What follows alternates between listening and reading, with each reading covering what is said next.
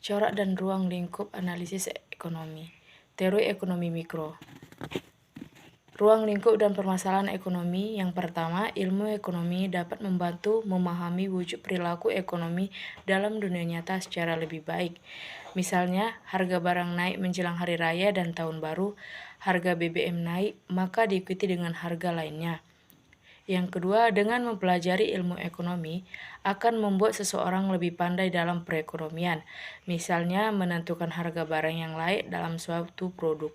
Dan yang ketiga, dengan menguasai ilmu ekonomi, maka akan memberikan pemahaman atas potensi dan keterbatasan kebijakan ekonomi. Misalnya, jika terjadi harga dolar Amerika naik, maka lebih dapat memperkirakan apa yang sebaiknya dilakukan. Yang kedua itu ilmu ekonomi mikro mempelajari beberapa hal yang menyangkut. Yang pertama, keuntungan mendirikan pabrik atau industri. Yang kedua, berapa harga jual barang harga kompetitif.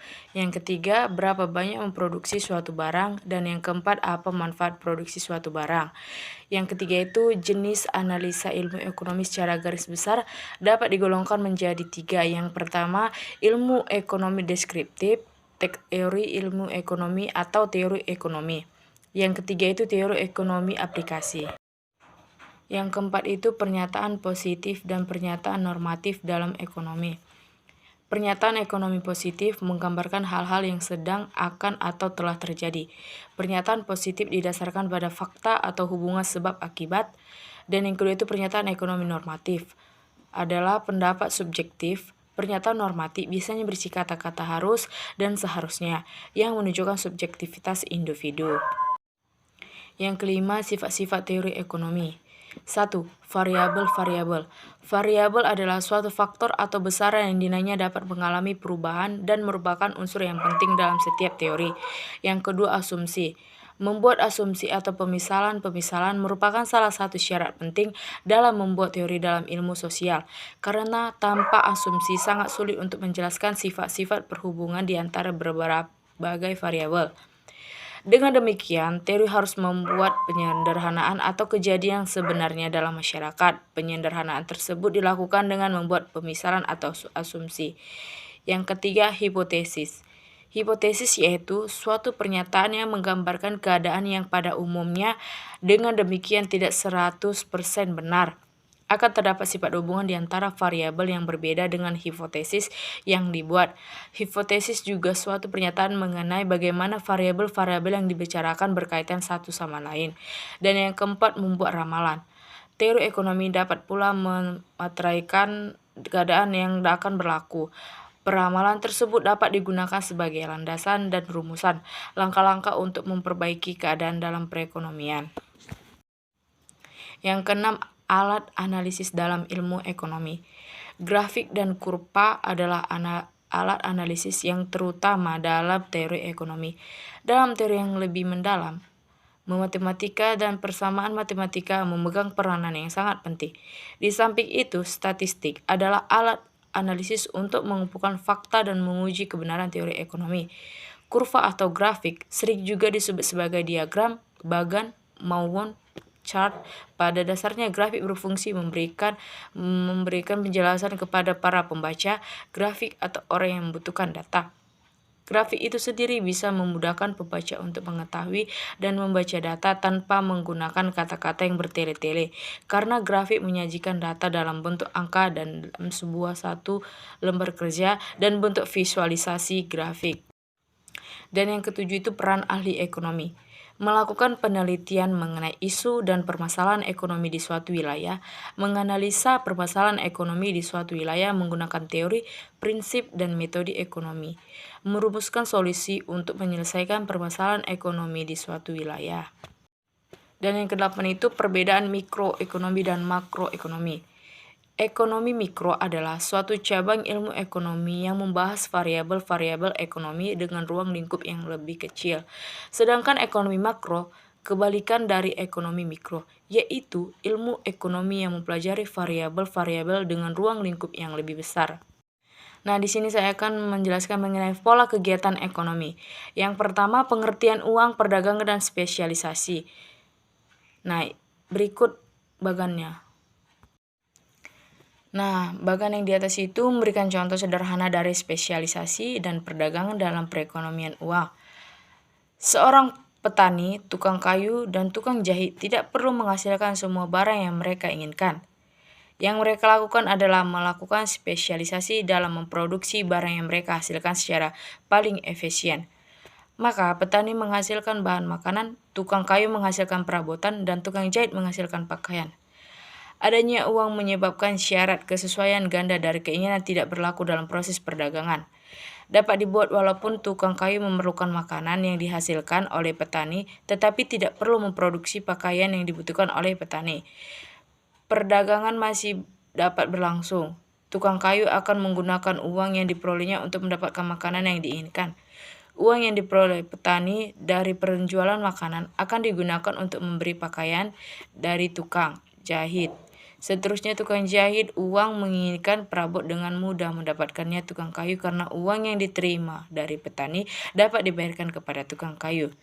Dari penjabaran di atas dapat disimpulkan bahwa wujud uang sebagai alat untuk tukar-menukar akan melancarkan kegiatan perdagangan. Yang kedua, kegiatan perdagangan yang bertambah lancar memberikan rangsangan kepada masyarakat untuk melakukan spesialisasi sesuai keahlian mereka. Wujud spesialisasi yang tinggi merupakan suatu ciri penting dari perekonomian modern. Semakin tinggi perkembangan ekonomi, maka semakin tinggi pula spesialisasi sebaliknya. Tanpa spesialisasi, perekonomian tidak akan mencapai taraf perkembangan yang tinggi. Spesialisasi berkembang sebagai akibat dari penggunaan uang dan dari perkembangan perdagangan. Perdagangan yang bertambah luas dan efisien menimbulkan spesialisasi yang lebih baik. Selanjutnya, spesialisasi yang lebih baik tersebut akan mempercepat perkembangan ekonomi. Dengan adanya uang, langkah yang harus dilakukan seorang untuk memperoleh suatu barang menjadi lebih sederhana. Langkah yang perlu dilakukan hanyalah menjual hasil produksinya di pasar kemudian menggunakan uang yang diperolehnya untuk mendapatkan barang yang diinginkan. Dengan demikian, syarat double coincidence of wants bukan lain syarat untuk mewujudkan perdagangannya. Suatu perekonomian menggunakan uang sebagai perantara dalam kegiatan tukar-menukar untuk perdagangannya disebut dengan istilah perekonomian uang. Hampir seluruh perekonomian masyarakat dunia digolongkan sebagai perekonomian uang. Namun pentingnya uang dalam tiap masyarakat tidaklah sama. Di negara maju, uang sangatlah penting peranannya, sedangkan di daerah yang masih menganut perekonomian subsistens, uang tidaklah penting peranannya. Maka dapat disimpulkan bahwa semakin maju suatu perekonomian, semakin penting peranan uang dalam perekonomian tersebut. Dan semakin maju perekonomian, semakin penting kegiatan perdagangannya. Dalam perekonomian yang lebih maju, menggunakan uang memungkinkan terjadi spesialisasi, yaitu setiap orang tidak lagi menghasilkan barang atau jasa yang diperlakukan, tetapi mengkhususkan kepada barang atau jasa yang dapat dihasilkan dengan efisien atau sesuai dengan kemampuan yang dimilikinya. Nah, apa itu pelaku ekonomi? Pelaku ekonomi merupakan semua pihak yang melakukan kegiatan ekonomi, produksi, distribusi, maupun konsumsi, baik itu perorangan maupun organisasi, pemerintahan atau swasta atau masyarakat pada umumnya. Siapa saja jadi pelaku ekonomi? Dalam kegiatan ekonomi, 4 sektor. Setidaknya harus ada 4 pelaku ekonomi dalam kegiatan perekonomian tersebut, yaitu rumah tangga konsumen, rumah tangga produsen, rumah tangga pemerintah, dan masyarakat luar negeri. Dari keempat pelaku ekonomi ini terjadi perputaran uang, barang, dan jasa. Nah, yang ketiga itu sirkulasi aliran pendapatan. Siklus aliran pendapatan adalah sebuah model yang menggambarkan bagaimana interaksi atau pelaku ekonomi menghasilkan pendapatan yang digunakan sebagai pengeluaran dalam upaya memaksimalkan nilai kegunaan unity atau masing-masing pelaku ekonomi. Nah, inilah dia berikut sirkulasi aliran pendapatannya. Mari kita amati diagram 2.1. Yang keempat itu teori pasar. Secara garis besar, macam pasar ditinjau dari sisi penjualan. Yang pertama, persaingan sempurna. Yang kedua, monopoli. Yang ketiga, monopolistis atau banyak penjual, barang yang dijual berbeda corak. Dan yang keempat, oligopoli, beberapa penjual, penetapan harga dan jumlah produksi berbeda. Pasar persaingan sempurna adalah suatu macam pasar yang memiliki ciri. 1. Pembeli dan penjual sangat banyak. Pembeli dan penjual tidak bisa sesukanya menentukan harga di pasar. Pembeli mempunyai banyak alternatif kepada siapa ia akan membelinya. Demikian juga sebaliknya penjual. Yang kedua, jumlah barang yang dijual belinya banyak dan seragam atau homogen. Yang ketiga, bebas keluar dan masuk bagi pengusaha. Dalam dimasukkan dan keluar kapan saja bagi penjual. Juga pembeli akan masuk bila menguntungkan dan pada bila keluar untuk merugikan. Dan yang keempat, pengetahuan pembeli dan penjual mengenai pasar relatif sempurna. Dan yang kelima, mobilitas sumber ekonomi relatif cukup sempurna. Pasar monopoli. Beberapa macam monopoli. Yang pertama, monopoli usaha. Monopoli usaha adalah monopoli yang dilakukan oleh perusahaan atau badan usaha karena menguasai produksi dan penjualan suatu produk atau jasa secara sendirinya atau tanpa saingan di suatu pasar. Misalnya, sebelum tahun 1997, PT Bogosari adalah perusahaan yang memonopoli usaha tepung terigu di Indonesia. Yang kedua, monopoli perusahaan. Monopoli perusahaan adalah monopoli yang berasal dari satu kelompok usaha yang terdiri atas beberapa perusahaan yang menghasilkan produk yang relatif sama atau generik, atau fungsi dan gunanya sama. Misalnya, PT Indofood Sukses Makmur adalah perusahaan yang memproduksi dan menjual mie instan di Indonesia dengan beberapa merek, Indomie, Supermie, Sarimi, dan lainnya, yang menguasai sekitar 80% konsumen mie instan dengan berbagai rasa. Dan yang ketiga, monopoli pasar.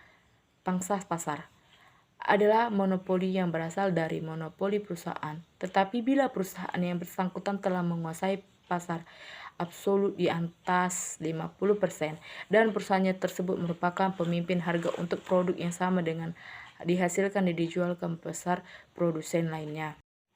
Adapun perbedaan harga pada pasar monopoli. Agar perusahaan pemerintah dapat terus beroperasi, maka perusahaan tersebut akan mendapatkan subsidi dari pemerintah.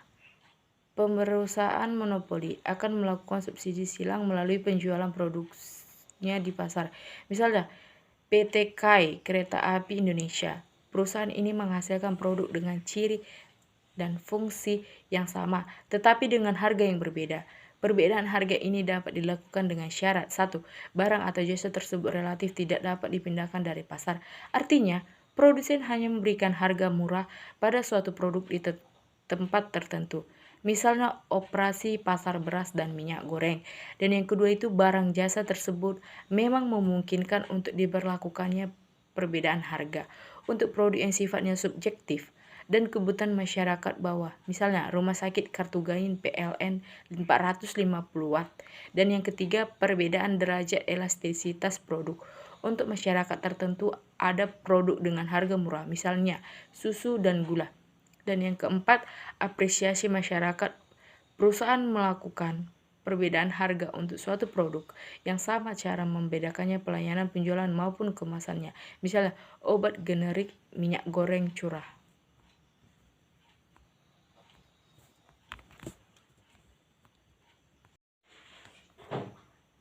Pasar oligopoli. Adanya pasar hanya terdiri atas beberapa penjual. Biasanya terdapat dua kondisi usaha.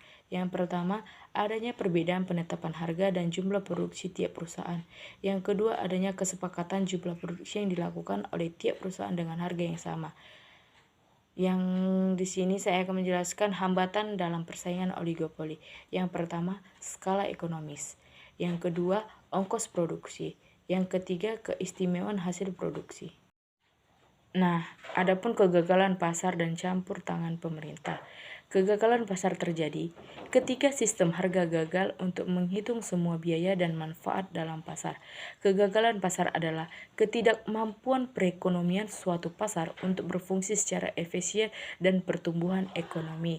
Kegagalan pasar dapat terjadi karena beberapa faktor, misalnya praktek monopoli atau oligopoli atau kartel, barang publik, eksternalitas, dan informasi yang tidak cukup atau asisientas. Yang kedua itu cara mengatasi kegagalan pasar. Yang pertama, tanggapan pemerintah untuk merespon suatu kegagalan pasar yang mungkin termasuk undang-undang memperlakukan undang-undang khusus penyediaan langsung jasa dan barang untuk publik. Pemerintah mengendalikan persediaan barang yang memiliki eksternalitas positif. Adapun masalah dalam analisis ekonomi. Nah, di sini saya akan menjelaskan mengenai pengertian produksi. Proses mengubah input menjadi output. Produksi meliputi semua kegiatan untuk menciptakan, menambahkan nilai guna suatu barang dan jasa. Fungsi produksi. Fungsi produksi menunjukkan sifat hubungan antara input dan output yang dihasilkan. Nah, di sini saya akan menjelaskan mengenai KI, KL, dan RT. Produksi jangka pendek. Produksi yang menggunakan input tetap dan input berubah. Nah, berikut kurva produksi total, produksi marginal, dan produksi rata-rata. Perhatikan dengan baik-baik. Tahap yang pertama, menunjukkan tenaga kerja yang masih sedikit apabila ditambah akan meningkatkan total produksi, produksi rata-rata, dan produksi marginal. Tahap yang kedua, produksi total terus meningkat sampai produksi optimum, sedangkan produksi rata-rata menurun dan produksi marginal menurun sampai titik nol. Nah, dan tahap yang ketiga, penambahan tenaga kerja menurunkan total produksi dan produksi rata-rata, sedangkan produksi marginal negatif. Produksi jangka panjang. Produksi jangka panjang yaitu produksi yang semua inputnya dapat diubah. Yang pertama itu kurva produksi sama atau isoquant.